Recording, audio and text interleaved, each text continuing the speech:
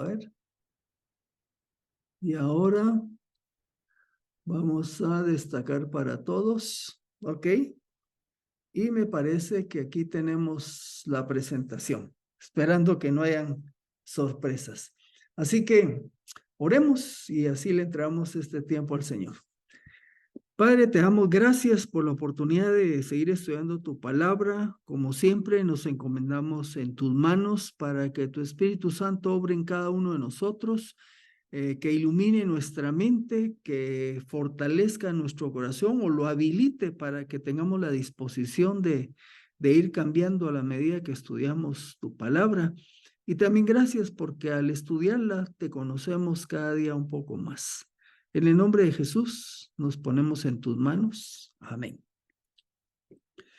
Como les expliqué la semana anterior, tanto el estudio, no la semana anterior, sino en el estudio anterior, hice una división de tal manera que en el anterior vimos la parte donde arrestan a Jesús y el momento en que Pedro le tocó negar a Jesús, o sea que está en el pasaje, está dividido. Entonces vimos la parte del discípulo que iba con Pedro cuando van a la casa de Anás, y concluimos con la tercera negación de Pedro y cuando cantó el gallo. Ahora, como van a ver ustedes aquí, estamos en el capítulo 18 y tenemos dos secciones, del 19 al 24 y luego del 28 al 40, porque ahí en medio de estas dos está la parte de Pedro, pero ahora vamos a ver de corrido por lo menos estos dos juicios de Jesús. Y en realidad aquí vamos a ver el Jesús con Anás y también con Poncio Pilato, y brevemente vamos a dar un esbozo ahí del momento cuando lo llegan con Caifás, que Juan no describe ese juicio que tiene él con Caifás y con el Sanedrín. Así que vamos a empezar. Solo voy a conectar aquí el pasador de diapositivas, ya está listo. Y recordemos lo que está anotado en Juan 11, 49 al 50. Entonces uno de ellos, eso lo vimos hace buen número de tiempo, uno de ellos, Caifás, que era sumo sacerdote en aquel año, les dijo: ustedes no saben nada, ni consideran que les conviene que un solo hombre muera por el pueblo y no que perezca toda la nación. Recuérdense que para ese momento ya se perfilaba que la popularidad de Jesús iba en aumento, y por lo menos los líderes judíos ya estaban inquietos de que esto podría traer un movimiento mucho más amplio que pusiera en peligro el estatus de ellos, porque pensaban que quizás si Jesús tenía muchos seguidores, los romanos podrían considerar que se estaba dando una rebelión. Y lo que hacía Roma cuando había una rebelión, mandaba a todos los soldados y apagaban esas rebeliones con mucha violencia. Por eso Caifás, ya desde ese momento, semanas antes, ya está pensando que va a ser más práctico darle muerte a Jesús y no que se ponga en peligro toda la nación. O sea, fíjense bien que aunque ahora vamos a ver el juicio, en realidad la decisión de matarlo ya había sido tomada. ¿Por qué apresaron a Jesús por la noche? ¿Y para qué lo apresaron? En el Evangelio de Mateo 26, 3 al 5, se nos dice: entonces los principales sacerdotes y los ancianos del pueblo se reunieron en el palacio del sumo sacerdote, que se llamaba Caifás, y consultaron entre sí para prender a Jesús por engaño, y note que le puse ahí en rojo, y matarlo. O sea, ellos ya iban decididos a eso. Pero decían: no lo hagamos en la fiesta, para que no se haga alboroto en el pueblo. Y claro, así como había gente que se estaba oponiendo y había decidido no creer en Cristo, habían otros que sí lo estaban siguiendo. Entonces estos hombres listos, por eso eran líderes, dicen: si hacemos la aprehensión de Jesús en pleno día, donde hay seguidores de él, no va a hacer que se arme un relajo. Entonces estaban buscando el mejor momento, y esa fue la razón por la que la captura la hicieron por la noche. En Getsemaní, como mencionamos, durante la noche, versículo 12 y 13 del capítulo 18, que lo vimos la vez anterior, dice: entonces la compañía de soldados, el comandante y los guardias de los judíos prendieron a Jesús y lo ataron. Luego lo llevaron primero ante Anás, porque era el suegro de Caifás, el sumo sacerdote de aquel año. Bueno, así que hasta ahí habíamos llegado en la vez anterior y ahora aparecemos ya cuando Jesús es llevado delante de Anás. Solo recordemos, estamos hablando de Caifás, que nos dice que era el sumo sacerdote de aquel momento, y ahora nos está diciendo el versículo 19, el sumo sacerdote, pero este sumo sacerdote es Anás. Ok, Anás había sido sumo sacerdote más o menos del año 6 al 15 después de Cristo. El sacerdocio judío era de por vida. Entonces, pero uno de estos comandantes romanos lo había depuesto y había nombrado a uno de sus hijos, y después de algún tiempito fue nombrado entonces ya Caifás. Caifás era yerno de Anás. Entonces, de alguna manera, ejercían la función simultánea Anás, porque él era el que había sido nombrado sumo sacerdote y el que en teoría debería haber sido de por vida sumo sacerdote, pero cogobernaba los asuntos religiosos y sociales y políticos de Israel con su yerno, que era Caifás, que lo vamos a ver más adelante. Espero que ahí tengamos claro eso. Se considera que lo llevaron a la casa de Anás, donde también vivía Caifás. Así que dice que el sumo sacerdote Anás preguntó a Jesús acerca de sus discípulos y de su doctrina. Es posible que Anás pretendiera que Jesús se autoincriminara. Recuérdense que ellos lo que quieren es encontrar un pretexto, una razón para poder declarar lo que era un delincuente y aplicarle pena de muerte, ¿verdad? Por otro lado, también es posible que quisiera buscar información acerca del número de sus seguidores, de su ubicación, para estar listos en caso de emergencia, poder también ir tras ellos. Ante estas preguntas, Jesús le responde, los versículos 20 y 21, yo he hablado abiertamente al mundo, siempre he enseñado en la sinagoga y en el templo, donde se reúnen todos los judíos. Nada he hablado en secreto. O sea, el ministerio de Jesús fue público. Jesús no se anduvo en escondidas armando una trama o algo, ¿no? Él enseñó en el mismo templo, ahí donde estaban estos líderes. Y le dice Jesús a Anás, ¿por qué me preguntas a mí? Pregúntale a los que han oído lo que yo les he hablado. He aquí, ellos saben lo que yo dije. Pues aquí estábamos en la noche del día jueves para amanecer el viernes, Anás interrogando a Jesús en un contexto como de juicio, y normalmente recuérdense que en un juicio, en el estilo de Israel, deberían de haber testigos. Por lo menos hay algunas indicaciones en el Antiguo Testamento. Dice, por testimonio de 2 o 3 testigos morirá el que deba morir. No morirá por el testimonio de un solo testigo. En Deuteronomio 17:6. Luego, en el mismo Deuteronomio más adelante dice, no prevalecerá un solo testigo contra alguna persona por cualquier maldad o pecado que haya cometido. Por el testimonio de 2 o 3 testigos se decidirá un asunto. Así que estaban interrogando a Jesús, pero si era un interrogatorio formal, debería haber la participación de testigos. Y si hacemos la pregunta, bueno, ¿y dónde están los testigos?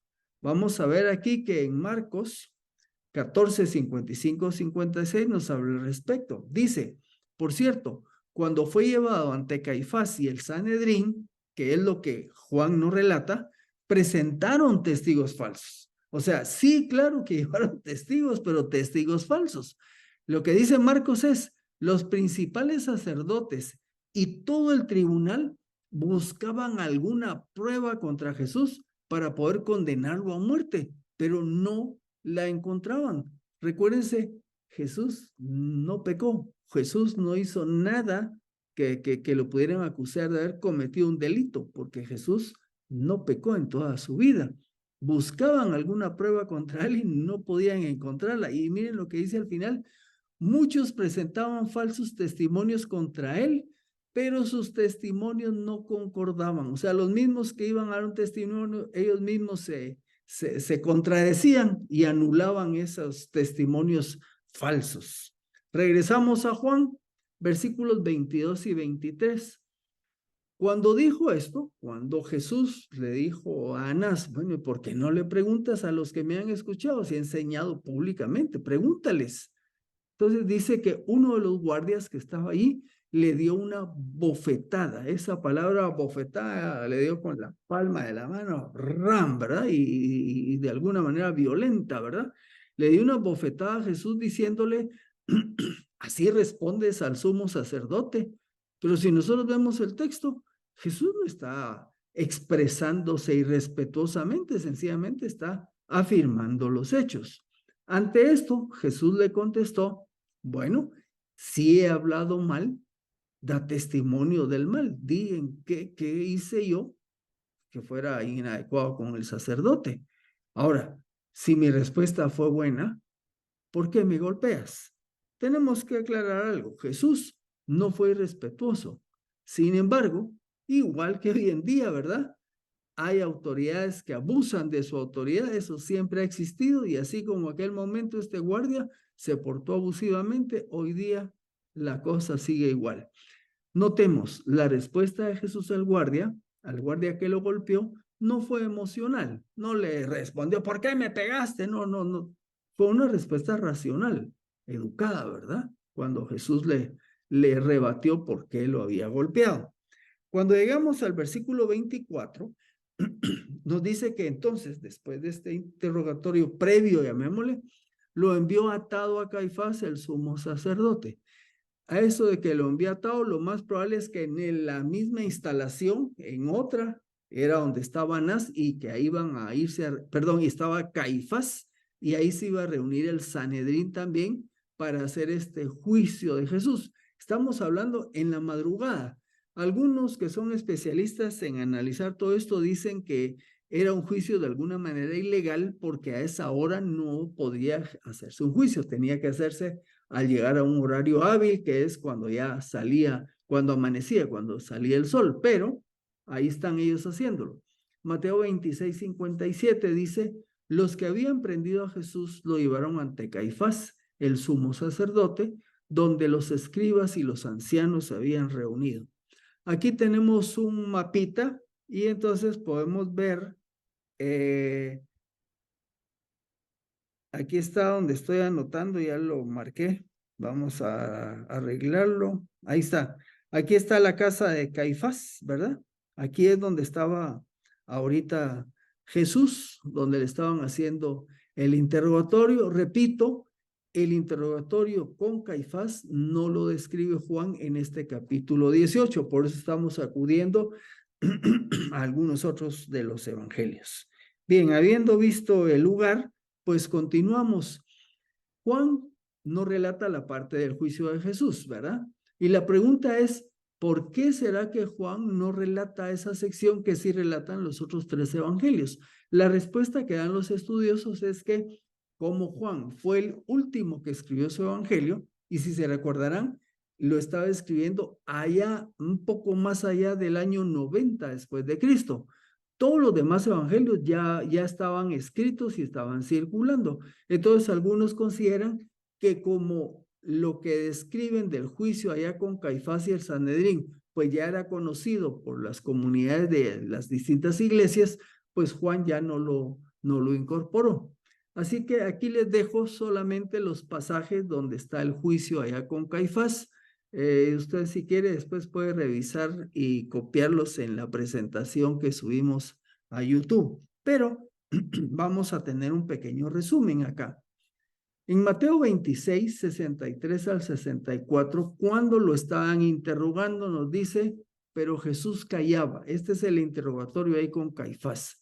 Y el sumo sacerdote le dijo, te conjuro por el Dios viviente, que nos digas si tú eres el Cristo, el Hijo de Dios. Jesús le dijo, tú lo has dicho.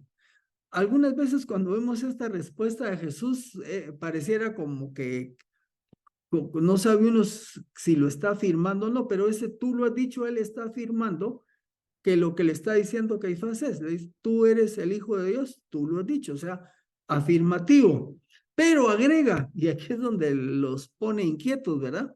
Además, les digo, de aquí en adelante verán al Hijo del Hombre sentado a la diestra del poder y viniendo en las nubes del cielo. Recuérdense que una de las maneras como Jesús se refería a sí mismo era como el Hijo del Hombre. Pero ya vimos en una ocasión anterior que el Hijo del Hombre tenía una connotación que venía en el Antiguo Testamento del libro de Daniel. Así que cuando Jesús dice esto, de aquí en adelante verán al Hijo del Hombre sentado a la diestra del poder y viniendo en las nubes del cielo. En pocas palabras le preguntaron si era el Mesías. Sí, y sí soy el Mesías y soy el Hijo del Hombre. Ahora vamos a ver de dónde viene esta referencia. ¿Qué vino a la mente de Caifás y los demás? Daniel 7, 13 y 14. Daniel escribe, mientras tenía yo esta visión durante la noche, vi en las nubes del cielo, recuérdense que así dice Jesús, en las nubes del cielo, vi en las nubes del cielo que venía alguien semejante a un hijo de hombre, el cual se acercó al anciano entrado en años y hasta se le pidió acercarse más a él y se le dio el dominio, la gloria y el reino para que todos los pueblos y naciones y lenguas le sirvieran. Y su dominio es eterno y nunca tendrá fin y su reino jamás será destruido. Los judíos entendían este pasaje como un pasaje mesiánico, que estaba hablando por cita del Mesías en su venida para reinar. Así que cuando Jesús le dice, y van a ver al Hijo del Hombre, ellos se van a esto. Y entonces, en el siguiente versículo, estalla la situación. Entonces, el sumo sacerdote rasgó su vestidura, algo que no era lícito que el sacerdote hiciera. Por cierto, no podía hacer eso como lo hacían otros, pero lo hizo. Y pongo ahí en rojo, ha blasfemado, dice Caifás. ¿Qué más necesidad tenemos de testigos? Pues ni modo, si los testigos que habían traído eran falsos y no se ponían de acuerdo. ¿Qué más necesidad tenemos de testigos? He aquí, ahora mismo, ustedes han oído la blasfemia. ¿Qué les parece? Ellos respondieron, ese era el Sanedrín, los ancianos, y dijeron, es reo de muerte. Aquí dan la sentencia, ¿verdad? Entonces, este hombre, este Jesús, merece la muerte porque se está adjudicando un papel divino, está reconociendo que es el Mesías, y claro, ellos no creyeron, no reconocieron eso. ¿Qué decía la ley respecto al castigo que se le daba a alguien por blasfemia? El que blasfeme el nombre del Señor morirá irremisiblemente. Toda la congregación lo apedreará. Sea extranjero o natural, morirá el que blasfeme el nombre. Bueno, aquí dicen, este hombre, este Jesús, merece la pena de muerte porque ha blasfemado. Y estaba establecido en el Antiguo Testamento que el pago por la blasfemia era morir. Aquí dice cómo, apedreado, ¿verdad? Entonces, ok, si querían matar a Jesús, según la ley, debería morir apedreado, pero vamos a ver que Jesús ya había dicho cómo iba a morir y no podía ser apedreado. Mateo 27, 1 y 2 dice, al amanecer, todos los principales sacerdotes y los ancianos del pueblo tomaron consejo contra Jesús para entregarle a muerte y después de atarlo, lo llevaron y lo entregaron al procurador Pilato. Aunque la muerte de Jesús fue anunciada por Caifás en el primer versículo que les enseñé hoy al iniciar, y luego ahora estamos viendo que está ratificada por el Sanedrín, Jesús ya había profetizado su muerte. En Mateo 16, cuando están en Cesarea, cuando Jesús le pregunta a sus discípulos, ¿quién dicen los hombres que soy yo? Y luego les dice ¿quién dicen ustedes que soy yo? Y fue cuando Pedro le dijo, tú eres el Cristo, el Hijo del Dios viviente. Pues en ese contexto está esta cita, Mateo 16, 21. Después de que Pedro le dijo que él era el Cristo, el Hijo del Dios viviente, Jesús dice, desde entonces comenzó a explicar a sus discípulos que le era preciso ir a Jerusalén y padecer mucho de parte de los ancianos, de los principales sacerdotes y de los escribas, y ser muerto y resucitar al tercer día. Entonces, que quede claro, Jesús dio su vida porque para eso vino. No fueron los hombres los que tomaron esa decisión. Es algo que el mismo Jesús predijo aquí porque era parte de su misión. Ahora, si yo lo habían condenado a muerte, ¿por qué lo llevan donde Pilato? Bueno, porque las autoridades judías no tenían la potestad de aplicar la pena de muerte. Lo vamos a ver un poco más adelante. Así que llegamos al versículo 28. Llevaron a Jesús de Caifás al pretorio. Era el amanecer, o sea, estábamos llegando por ahí 5:30, 6 de la mañana. Llegaron al pretorio, pero no entraron al pretorio para no contaminarse y para así poder comer la Pascua. Una nota aclaratoria, la sede del gobierno romano quedaba en Cesarea. Vamos a ubicarnos acá. Aquí está mi lucecita, aquí queda Cesarea a la orilla del mar Mediterráneo. Aquí fue donde Jesús le preguntó a sus discípulos que quién decían que era él, y es el versículo que acabamos de leer, fue aquí en esta zona donde andaba Jesús. Ahora, el procurador Poncio Pilato, aquí era donde usualmente cumplía con sus funciones. Sin embargo, cuando es el tiempo de la Pascua, él se desplazaba a Jerusalén, y aquí van viendo mi lucecita, Jerusalén está aquí, más hacia el sur, se desplazaba y con tropas, porque normalmente en la Pascua la gente se ponía inquieta por el tipo de celebración que era y había tendencia a que hubieran desórdenes. Por esa razón, Poncio Pilato, aunque usualmente no vivía en Jerusalén, para la Pascua estaba en Jerusalén. Como dijimos entonces, la audiencia con Pilato fue en la Torre Antonia. Como puede observarse acá donde está el círculo rojo, ese era el lugar donde Pilato había viajado a Jerusalén y donde ejercía su función como procurador. Entonces, de la casa de Caifás lo llevan aquí a esta construcción que estaba a la par del templo. Nos indica el pasaje que los líderes judíos no entraron al pretorio para no contaminarse. Esta práctica no pertenece a lo establecido en las normas del Antiguo Testamento. Era una más de esas reglas que los judíos habían agregado a su sistema religioso, y lo que había hecho era acentuar la separación de ellos con los gentiles. Por cierto, muy celosos en guardarse para la Pascua, pero estaban rechazando al autor de la Pascua. Recordemos, una vez más, según algunas fuentes, que los judíos del sur, o sea, los que estaban aquí en Jerusalén, incluyendo las autoridades, celebraban la Pascua el día viernes. Los del norte, los galileos, lo celebraban el jueves, que era lo que había hecho Jesús con sus discípulos en aquel aposento alto. Cuando llegamos al versículo 29 y 30, nos dice que, por lo tanto, Pilato salió a ellos, ya que ellos se iban a contaminar si entraban, y les dijo, ¿qué acusación traen contra este hombre? Le respondieron y dijeron, si no fuera este un malhechor, no te lo habríamos entregado. Pilato estaba al tanto, por supuesto, de la situación. Si ustedes recuerdan, fue una cohorte de soldados romanos la que participó en la aprehensión de Jesús en Getsemaní, y quien autorizó que esos soldados fueran con los judíos, pues tuvo que haber sido Pilato. Sin embargo, para este momento no había una acusación formal. La respuesta de los líderes judíos de alguna manera raya en la insolencia. Como le dicen, ¿cómo? Si no fuera un malhechor, no te lo hubiéramos traído. Pero se sabe que no hay una buena relación entre los líderes judíos y Pilato, y esto venía de tiempo atrás, habían tenido otra serie de diferencias, así que no eran muy amigos. Si los líderes judíos hubieran llevado a Jesús y le dicen a Poncio Pilato, es que el cargo que traemos contra este hombre es de blasfemia, no habría prosperado porque no cabía ese delito, llamémosle, dentro del sistema romano. El versículo 31, entonces Pilato les dijo, miren, ¿saben qué? No tienen una acusación, tómenlo ustedes, júzguenlo según su ley.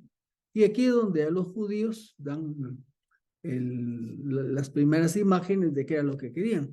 Los judíos le dijeron, a nosotros no nos es lícito dar muerte a nadie. En pocas palabras, Pilato les dice, si no presentan un cargo válido, júzguenlo ustedes. Así que los líderes ya insinúan el potencial cargo, indicando que la pena que se tendría que aplicar sería la pena de muerte. Y la aplicación de la pena de muerte en ese momento, en ese territorio, no la podían ejecutar los líderes judíos, sino estaba dentro del manejo de la autoridad romana. El versículo 32 nos dice que esto sucedió así para que se cumpliera la palabra de Jesús que dijo, señalando con qué clase de muerte había de morir. Allá en Juan capítulo 12, nosotros vemos que Jesús fue cuando habló de manera anticipada cómo iba a morir. Dice, y yo, cuando sea levantado, y esta es la parte clave, sea levantado de la tierra, atraeré a todos a mí mismo. Esto decía dando a entender de que muerte iba a morir. Y al ser levantado de la imagen, cuando él levantaba la cruz en ese proceso que se iba a dar. Por eso es que él no iba a morir apedreado, sino crucificado, que era el método que utilizaban los romanos. Versículo 33 y 34. Entonces Pilato entró otra vez al pretorio, llamó a Jesús y le dijo, ¿eres tú el rey de los judíos? Jesús le respondió, ¿preguntas tú esto por ti mismo o porque otros te lo han dicho de mí? Estaban acusando a Jesús de rebelión. Recuérdense que se celebraba la Pascua. En este tiempo se avivaba la esperanza de libertad porque tenían la expectativa del Mesías. Recién hacía unos días había entrado Jesús de manera victoriosa en Jerusalén, lo recibieron con palmas, teniendo sus telas ahí para que él pasara. Tenía muchos seguidores y de esto estaba consciente Pilato y por eso la pregunta, ¿te estás proclamando rey de Israel? Allá en Lucas 23:2 dice que comenzaron a acusarlo a Jesús diciendo, hemos hallado a este que agita nuestra nación, prohíbe dar tributo al César, lo cual no era cierto, y dice que es el Cristo, un rey. Ah, eso sí era cierto. Por eso Pilato le dice a Jesús, ¿te estás proclamando rey de Israel? Y fue que Jesús le dijo, bueno, ¿esa es tu opinión o la opinión de otros? Y es cuando Pilato le responde, ¿acaso soy yo judío? Como para que esté enterado de lo que está pasando. Tu propia nación y los principales sacerdotes te entregaron a mí. ¿Qué has hecho? Contestó Jesús, mi reino no es de este mundo. Si mi reino fuera de este mundo, mis servidores pelearían para que yo no fuera entregado a los judíos. Ahora, pues, mi reino no es de acá. Le aclara la naturaleza de su reino. Por eso, ante la respuesta de Pilato de que iba a saber él de esas cosas si no era un judío y que quiere saber qué fue lo que hiciste, pues Jesucristo lo tranquiliza, ¿verdad? Aclarándole que su reino no es de este mundo, no se origina en este mundo. Si fuera un reino como los demás, pues tiempo a que sus discípulos, sus súbditos hubieran evitado que fuera capturado ya en Getsemaní. Así que en pocas palabras le está diciendo Jesús a Pilato, mira, en este momento no soy una amenaza para tu imperio romano. Llegamos al versículo 37 y 38. Entonces Pilato le dijo, ¿así que tú eres rey? Pues Jesús le dijo, mi reino, tú eres rey. Jesús le respondió, tú lo dices que soy rey. Para esto yo he nacido y para esto he venido al mundo, para dar testimonio a la verdad. Todo aquel que es de la verdad, oye mi voz. Le dijo Pilato, ¿qué es? Y pongo entre paréntesis el artículo la, porque no está en el idioma griego. La pregunta es, ¿qué es verdad? ¿Verdad? Bueno, Pilato, en pocas palabras, le dice, entonces, si eres un rey. A lo cual Jesús le responde afirmativamente, pero le aclara la naturaleza de su reino y su misión. Al fin y al cabo, lo que él vino a hacer es dar a conocer la verdad. ¿Qué era dar a conocer la verdad? Presentar a Dios a los hombres. ¿Cómo? A través de que crean en él, en Cristo, como el enviado de Dios. Pilato, en esta interacción, recibe la oportunidad de creer. Sin embargo, la pregunta que hace es, ¿qué es verdad? Los intérpretes opinan que no estaba queriendo saber más al respecto, sino simplemente cuestionando. Y obviamente, aunque Pilato tuvo la oportunidad, pues por lo que vamos a ver más adelante, no la aprovechó. En los versículos 38b al 40, con esto cerramos este capítulo. Nos dice, habiendo dicho esto, salió de nuevo a los judíos y les dijo, yo no hallo ningún delito en él, pero quizás con la intención de liberarlo, les agrega, pero ustedes tienen la costumbre de que les suelte un preso en la Pascua. ¿Quieren pues que le suelte al rey de los judíos? Frase que incendió más el asunto, ¿verdad? Entonces todos gritaron de nuevo diciendo, no a este, no a Jesús, sino a Barrabás. Y Barrabás era un asaltante. Bueno, Pilato no indagó más acerca de quién era este Jesús, pero como mínimo no lo halló culpable de ningún delito. Quizás por eso trató de dejarlo libre y le dio la opción de que ya que tenía la costumbre de dejar libre a alguien en la Pascua, que sí dejaba libre a Jesús. Sin embargo, las multitudes, obviamente aconsejadas por el liderazgo, prefirieron que el que fuera liberado fuera Barrabás, que era un delincuente. Terminamos con esto. Cuando el ser humano en su ceguera se niega a creer en Cristo como su Señor y Salvador, difícilmente, no digo imposible, pero difícilmente hay argumento que haya cambiar al hombre, que haga cambiar al hombre. Usted le podrá dar todas las pruebas que pueda tener, todos los razonamientos, argumentos, pero cuando esta ceguera tiene en oscuridad al ser humano, se resiste a creer en Cristo como su Señor y Salvador. Eso fue así y ha sido así por toda la historia de la humanidad. Así que terminamos el día de hoy hasta este punto y continuaremos en el próximo estudio viendo cómo se desenlaza este juicio que le hacen, juicio injusto, porque él nunca pecó, él nunca rompió ninguna ley, pero así fue. El justo pagó por las faltas, por los pecados de los injustos. Así que nos vemos en el próximo estudio.